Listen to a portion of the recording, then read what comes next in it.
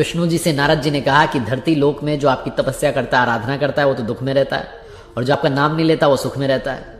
भगवान ने कहा भ्रमण करके आते हैं, घूम कर आते हैं। दोनों साधु वेश में नीचे आए।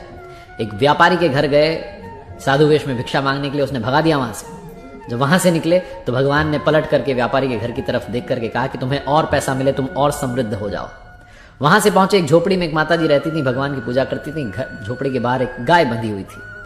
जाकर के भिक्षा मांगी तो माता जी ने कहा भोजन तो नहीं करवा सकती हूँ, दूध का इंतजाम कर सकती हूँ, गाय क्योंकि मेरे पास है। दूध का इंतजाम किया, आराम से उनका आसन पे बैठाया। उसके बाद जब वहां से चले तो पलट करके भगवान ने झोपड़ी की तरफ देख करके कहा कि तुम्हारी गाय बहुत जल्दी चल बसे।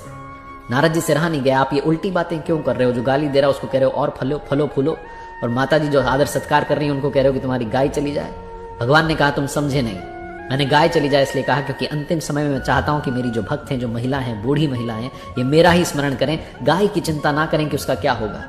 और व्यापारी को कहा और पैसे कमाओ, इतने पैसे कमाओ कि अंत समय में पैसा सोचो और तिजोरी के नीचे सांप बन करके जन्म लो। भगवान की लीला वही जानते हैं, जो हो रहा है अच्छा हो रहा है, इसे याद रखिए और प्रसन्न रखिए।